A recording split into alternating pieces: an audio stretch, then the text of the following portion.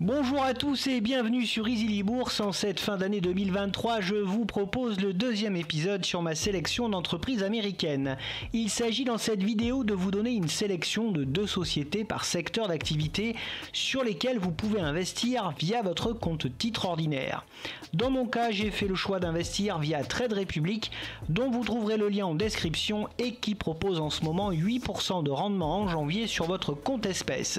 Dans ce deuxième épisode, j'aborde 5 secteurs d'activité, dont les secteurs de la technologie, de l'industrie, de la communication, de la consommation discrétionnaire et de l'immobilier. Juste avant de commencer, si jamais tu n'es pas encore abonné et que tu apprécies mon travail et mes vidéos, alors n'hésite pas, c'est totalement gratuit et c'est le meilleur soutien que tu peux m'apporter. Sans plus attendre, commençons par le secteur de la technologie. Le secteur technologique regroupe les entreprises qui œuvrent dans le développement, la fabrication et la distribution de produits technologiques innovants.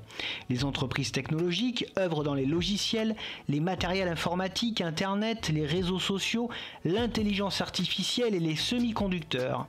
Le secteur technologique est connu pour son importante croissance ainsi que pour sa concurrence féroce. Dans ce secteur, j'ai fait le choix des sociétés Microsoft, qui est le numéro 1 mondial de la conception, du développement et de la commercialisation de systèmes d'exploitation et de logiciels pour PC et serveurs. Le groupe développe également des activités de fabrication et de vente de matériel informatique, de cloud, d'applications et d'intelligence artificielle. Ces activités cloud représentent plus de 41% de ses ventes et plus de 50% de ses ventes sont réalisées aux USA. Avec des marges voisines de 42%, une rentabilité supérieure à 35%, un free cash flow confortable et une trésorerie énorme, les fondamentaux du groupe sont tout simplement excellents. Pour information, je suis actionnaire de cette très belle entreprise. Vient ensuite dans ce secteur Applied Materials, qui est une entreprise spécialisée dans la conception, la fabrication et la commercialisation d'équipements destinés à la production de circuits intégrés et de composants semi-conducteurs. Le groupe développe des systèmes utilisés dans les principales étapes du processus de fabrication des puces. L'industrie des semi-conducteurs représente 73% de ses ventes et environ 49% de ses ventes sont réalisées en Chine et à Taïwan. Ses résultats financiers sont très solides et en progression constante. L'entreprise affiche de belles marges voisines de 30%, une rentabilité supérieure à 45%, un free cash flow très confortable et une trésorerie conséquente. Je suis également actionnaire de cette magnifique entreprise. Pour ce secteur, vous avez une multitude d'alternatives tout aussi intéressantes les unes que les autres, telles que Apple, Nvidia, Broadcom, Cisco et bien d'autres encore. Enchaînons maintenant avec le secteur de la consommation discrétionnaire avec 2 géants. Le secteur de la consommation discrétionnaire englobe la production et la vente de produits et de services non essentiels dans la vie du quotidien, comme les vêtements, la restauration, les produits électroniques et les automobiles. Ce secteur est sensible aux fluctuations économiques et aux tendances de consommation. Pour ce secteur, j'ai fait le choix tout d'abord d'Amazon, qui figure parmi les leaders mondiaux de la distribution en ligne de produits grand public. Le groupe développe aussi une activité de place de marché permettant aux particuliers et aux sociétés de distribution d'effectuer leurs transactions d'achat et de vente de biens et de services. La vente en ligne représente plus de 42% de son chiffre d'affaires et plus de 61% de ses ventes sont réalisées en Amérique du Nord. Après un trou d'air en 2022, Amazon renoue avec une rentabilité supérieure à 15% en 2023 et des marges voisines de 5 à 7%, un peu faibles mais conformes au secteur. Sa trésorerie retrouve des couleurs et affiche de belles valeurs et son free cash flow, après 2 années dans le rouge, renoue en 2023 avec une belle croissance. Je n'ai pas cette société actuellement en portefeuille, mais elle est dans ma watchlist. Dans ce secteur, j'ai choisi également Home Depot, qui est le numéro 1 mondial de la distribution de détail de produits de rénovation résidentielle. C'est en gros le Leroy Merlin américain. 92% de ses ventes sont réalisées aux États-Unis via un réseau de 2322 magasins et 37,8% de son activité concerne la vente de matériaux de construction, de produits électriques, d'éclairage, de menuiserie et de plomberie. Sa rentabilité est fleurissante et ses marges supérieures à 15%. Son free cash flow est au-delà du confortable et son endettement, certes croissant au fil du temps, reste très gérable par l'entreprise. Je suis d'ailleurs actionnaire de cette société. Pour ce secteur, vous avez également comme alternative les très belles sociétés Lowe's, un concurrent direct de Home Depot, et Booking Holdings, la célèbre société dédiée entre autres à la réservation en ligne de séjour. Passons maintenant au secteur des communications, qui est l'un des secteurs que j'affectionne le moins. Le secteur de la communication regroupe les entreprises qui exercent dans la publicité, la télécommunication, le divertissement et les médias. Ces entreprises apportent du contenu aux consommateurs afin de les informer et de les divertir. On y retrouve des agences de marketing, de publicité et des fournisseurs de services internet.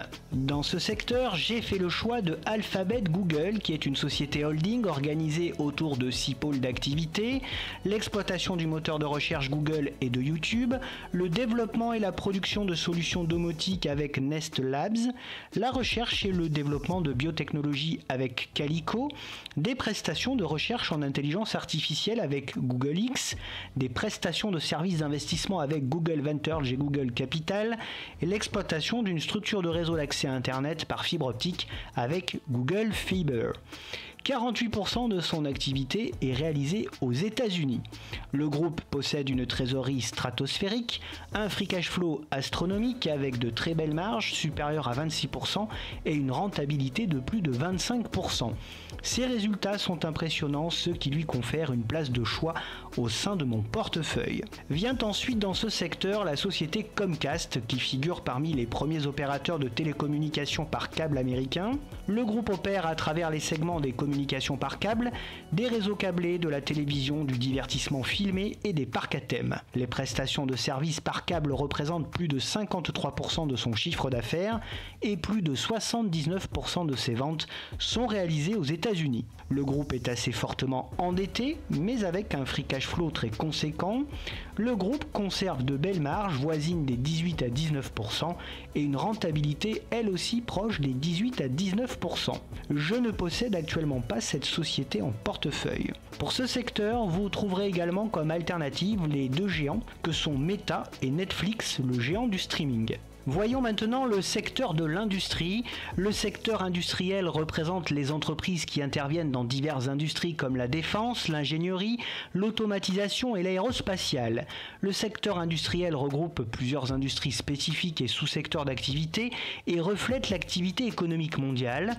Lorsque l'économie croît, la demande en produits et équipements industriels augmente et à l'inverse, lorsque l'activité économique mondiale connaît un ralentissement, la demande baisse.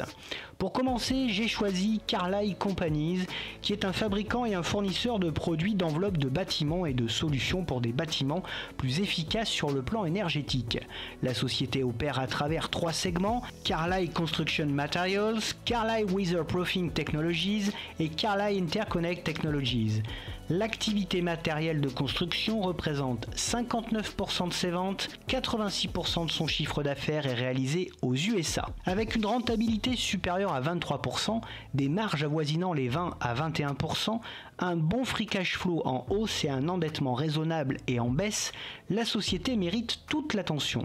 J'ai donc intégré cette belle société à mon portefeuille il y a quelques mois. Dans ce secteur, j'ai choisi également Automatic Data Processing, qui est une société de services informatiques organisée autour de 2 pôles d'activité: le développement de solutions de gestion de l'emploi aux petites et moyennes entreprises et le développement de solutions de gestion des ressources humaines. Près de 88% de son activité est réalisée aux États-Unis et avec un endettement assez faible et largement gérable, un free cash flow considérable, une rentabilité de plus de 90% et des marges dépassant les 24%, il ne m'a pas fallu longtemps avant de me décider d'investir sur cette société aux fondamentaux incroyables. Dans ce secteur, vous avez également pléthore de sociétés comme alternatives avec notamment Fastenal, Lockheed Martin, Honeywell, Parker Hannifin ou même la très belle Snap-on.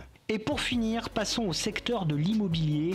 Le secteur de l'immobilier regroupe les entreprises qui œuvrent dans l'immobilier résidentiel, commercial, industriel et de santé. On y retrouve des sociétés de gestion ainsi que des sociétés d'investissement. Ce secteur est influencé par les taux d'intérêt, par les prix de l'immobilier ainsi que par les conditions du marché immobilier en règle générale. Dans ce secteur, j'ai jeté mon dévolu sur l'incontournable Realty Income, qui est spécialisé dans la détention, le développement et la gestion d'actifs immobiliers commerciaux et industriels situés aux États-Unis et à Porto Rico. Son portefeuille immobilier est composé de 12 237 actifs d'une surface locative totale de 22 millions de mètres carrés, est évalué en valeur comptable à 42,7 milliards de dollars. La société propose un endettement assez élevé, comme toutes les sociétés du secteur, et offre une faible rentabilité à peine supérieure à 3%. Ses marges sont élevées et voisines des 40% avec un free cash flow conséquent. Cette société, qui propose un dividende mensuel et un bon rendement, figure en très bonne place également dans mon portefeuille. La seconde société de ce secteur est Public Storage. Ce groupe est tout simplement le leader mondial de la détention, du développement et de la gestion d'espaces d'entreposage en libre service. Le groupe dispose de 3135 unités d'entreposage en libre service implantées aux États-Unis et en Europe. Ses fondamentaux sont solides malgré un endettement important et un free cash flow en baisse. Sa rentabilité est supérieure à 40% et ses marges dépassent les 50%. Je suis également actionnaire de cette société. Pour ce secteur de l'immobilier, vous avez également comme alternative les sociétés American Tower, WP Carré, Vichy Property ou encore Simon Property. Ce top action américaine par secteur partie 2 touche à sa fin. Cette vidéo ne reflète que mon propre avis et n'est sûrement pas un conseil d'achat.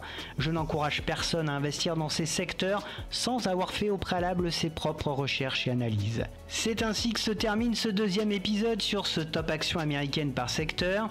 J'espère que cette vidéo t'a plu. Si c'est le cas, n'oublie pas de mettre un like et de t'abonner. Tu pourras également retrouver sur la chaîne des analyses de toutes les sociétés citées dans cette vidéo. Pour te tenir au courant de toutes les dernières nouveautés et de mes investissements, tu peux également me retrouver sur Facebook, Twitter et Instagram.